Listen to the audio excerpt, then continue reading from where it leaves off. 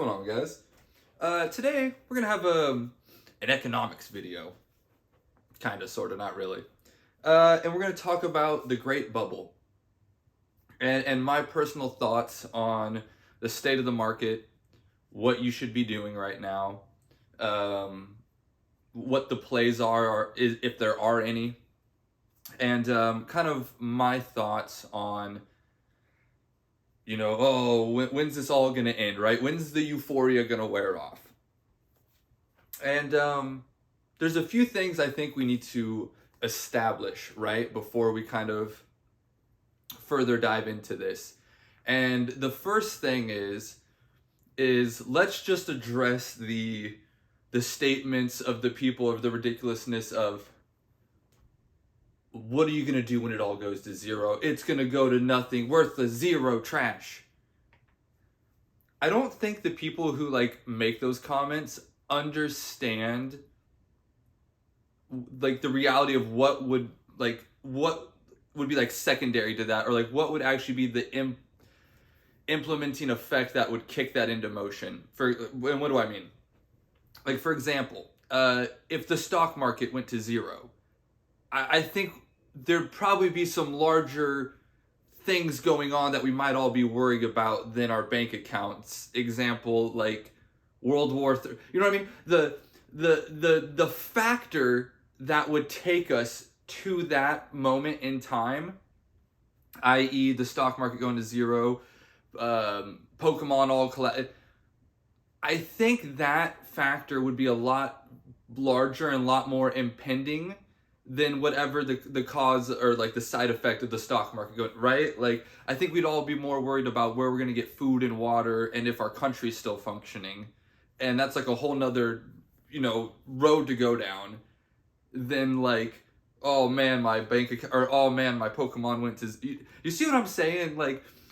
So when people go, oh, you invest, it's going to all go to zero. In my mind, I'm do you even understand just Pokemon? That's Japan's economy basically, right? So for Pokemon to collapse, Japan would need to collapse. And I'm just kind of painting broad strokes here, but you can see what I'm saying, right? So it's well, if Japan's collapsing, then there's probably a lot bigger, worse, probably some more important things I need to worry about going on in the world than what the dollar value of my Pokemon is. So anytime, basically, what I'm saying is anytime I hear someone say, oh, it's all going to go to zero, da da da da da, I just don't even think about those comments because I don't think they even understand what they're saying. And they're basically saying well, yeah, well, what if nukes fell? It's well, man, then, God bless, hold your family tight. We're good luck. What, I don't know what you want from me, right? So that's kind of where I am with people who say that stuff. It's just well, man, I hope you stockpiled. I don't know what to tell you. So let's get to the actual talk, right? The actual bubble talk. What do we actually mean by that? What do actual somewhat smart people mean by that?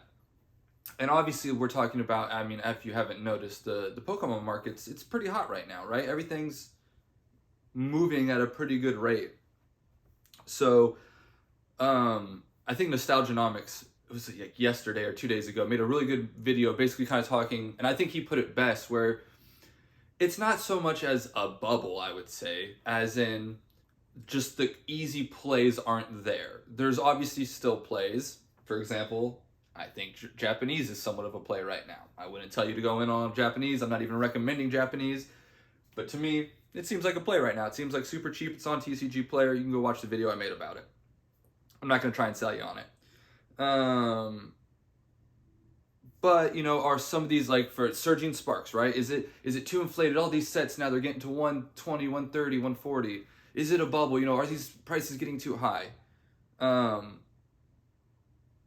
Guys, MSRP on these boxes is 160, right? So that means there's only one set in Scarlet and Violet that's even over MSRP.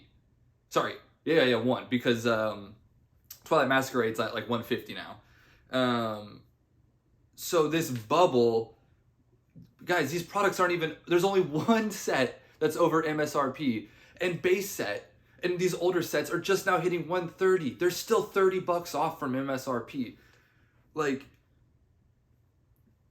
are the plays a little bit riskier? Is it not as easy or quick money? Should you have bought in like a year ago? Yes. Yes. The easy money's been made. Yes. And I'll be honest, I'm probably buying a third of what I was buying a year ago, right? That's just a fact. But to say we're in some crazy bubble, now I'm strictly talking sealed product, right? Is there some singles that are maybe a little higher than they should? Maybe. I think the Pikachu corrected pretty quickly. I thought the 750 or whatever it got to, that was too much. But this, I think these were some of the first videos I was making on this channel was like 6 months ago. Not even, it was like 3-4 months ago, maybe 6 months ago. And I was basically saying, hey guys, you're not gonna be able to get booster boxes for under $100 anymore. It's just not gonna be a thing. It never should have been a thing. And people just still thought that they were gonna go be able to buy boxes for $80, $90. And they were like $100. Oh no, that's too much. It's gotta be at least below 95. That's just not that's just, and again, I already preached this in multiple videos. It's just not the world we're living in anymore. It's not a bubble. It's just not, honestly. It's gonna keep it is some stuff inflated singles wise? Yes, I'm sure there's some inflated singles. But again, the booster boxes, only one booster box is over MSRP, guys. This isn't some crazy, we're not dealing with these crazy numbers, right? It's not like every box is coming out at $200 a box. And even if it was coming out at $200 a box, that's $40 over MSRP. It's not much, guys. It's less than, what is that, 30%? I'm probably wrong on that. 25%, something like that. 30% over MSRP, which isn't am I right on that, Matt? I think I am right on that. It's not that much.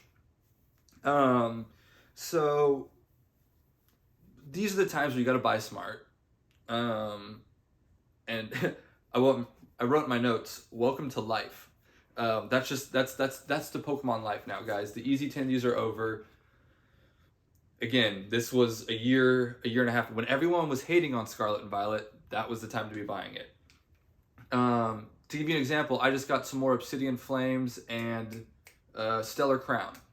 And I paid $115 a box. And I'm totally fine with that. I thought that was an amazing deal. I was totally happy with that. I was honestly surprised I was even able to get them. And funny enough, I think it was a day or two later, the site had increased them up to $125, $130 a box. So there's deals out there, guys. It's not as easy. Maybe go sign up. I don't know if I could really recommend you go sign up for a distribution program, through was it Eli, Pokemart, or Rudy, that may be beneficial to you. That's up to you to decide. But buy smart, guys. This isn't a bubble. I wouldn't be going and buying Evolving Skies. I wouldn't be buying Surging Sparks. There's definitely inflated assets that have room to retrace. It's just right now, I personally, and again, though, I wouldn't be selling. I wouldn't be going and dumping everything into Bitcoin right now.